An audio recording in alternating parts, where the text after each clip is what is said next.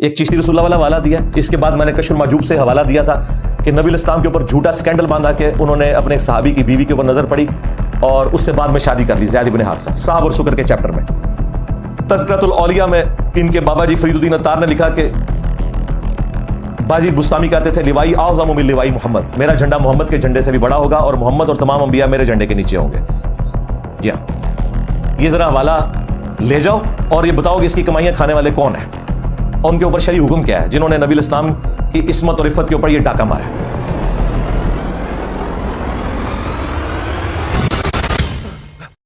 जी जनाब, ये जो आपने इल्जाम लगाए हैं ये अब आपको साबित करना पड़ेंगे। अगर आपने ये इल्जामात साबित कर दिए तो हम अपनी सजा के बारे में एक स्टेप और ऊपर जाते हैं कि हमारा खून माफ। अच्छा, ये बाद लोगों को ये ख्याल आता है कि इंजीनियर साहब डायरेक्ट बुजुर्गों के बारे में बात करते हैं इसलिए कि बुजुर्गों के मानने वालों का ये अकीदा है कि ये उनकी किताबें हैं और नहीं बदली हुई, वो दिफा करते रहे। रहा हमारा मामला, हमारा 1 लाख टन हुस्न जन है और अल्लाह ताला हमें इस हुस्न जन रखने पर माफ करे कि हम गलती ना रख रहे हो कि उन्होंने ये नहीं कहलवाया होगा। लेकिन चूंकि उनके कस्टोडियन कह रहे हैं कहलवाया, तो हम कहते हैं कि चूंकि ये कह रहे हैं तो ज़ाहिर इन्हीं की बात मानी जाएगी ना जो उनकी औलादें हैं। और अगर आप ये इल्जामात साबित ना कर सके तो फिर यूथ को झूठ बोलकर गुमराह करने की तलाश में आपको वही सजा दी जाएगी जो हमने दूसरी वीडियो में डिक्लेयर की कि आपका मुंह काला करके, आपके गले में जूतों का हार पहना के, आपको गधे पर बैठा के आपको बाई रोड जेहलम से लाहौर तक लाया जाएगा। रास्ते में वजीराबाद, गुजरांवाला, कमों की मरीद के और फिर अहालिया। ये कहते हुए मुझे अच्छा नहीं लग रहा है कि इनका दिमागी तवाज़ुन कुछ ठीक नहीं है। का इस्तेकबाल भी करेंगे और फिर नारे पाकिस्तान पे बहुत बड़ा जलसा करके आपको इसी कंडीशन में स्टेज पर बैठा के दुनिया को फिर बताइएगा कि सच क्या है। अब इनके पास चीखो पुकार है और वो अपने सारे बुजुर्गों की करामतें चूंकि अब फैले हो गई हैं, उनका गुस्सा मेरे ऊपर निकाल रहे हैं।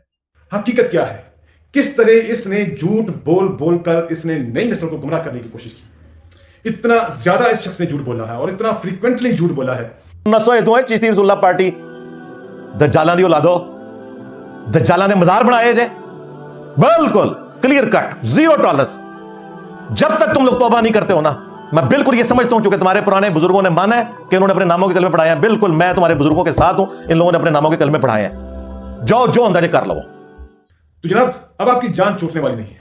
आपने बुजुर्गों की तौहीन करके अपनी बंद अकेडमी में उनको कुत्ता, खंजीर, टोमी कह के आपने शैतानी कहे लगाए हैं जनाब कि अगर इंजीनियर के मरने के बाद, इसके तकरीबन 700-800 साल के बाद अगर कोई शख्स ये शोर मचाना शुरू कर दे पूरी दुनिया में सोशल मीडिया के सामने कि इंजीनियर वलदुल जना था क्योंकि ये फलां रिसाले में लिखा हुआ है, फलां किताब में लिखा हुआ है, और उसको बगैर साबित किए हुए, बगैर तहकीक के जो ना उसके ऊपर ये इल्जाम लगाना शुरू कर दे, तो जो उस वक्त इंजीनियर से मोहब्बत करने वाले होंगे वो शख्स का क्या हाल करेंगे? मेरा ख्याल है कि उसको शूट कर देंगे। तो जनाब, ये वलदुल जना का इल्जाम लगाना ये छोटी तोहमत है, ये छोटा गुनाह है। और किसी पर ये इल्जाम लगाना कि उसने अपने नाम के कलमे पढ़ाए हैं, जी फलां किताब में लिखा हुआ, और उसको साबित भी ना करना, ये उससे भी बड़ा इल्जाम है कि 100 साल नहीं हुए पीर मेहली शाह साहब को फौत हुए, उनके कलम की स्याही भी खुश्क नहीं हुई।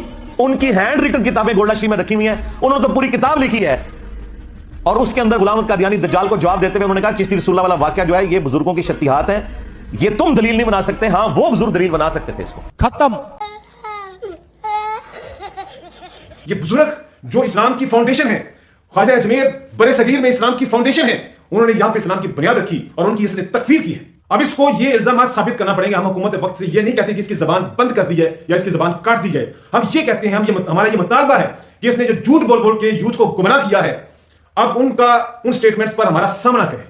हमने 100+ इसकी स्टेटमेंट्स जमा की, 100+, जिसमें इसने झूठ बोला है, जिसने इसने फितना फैलाया है।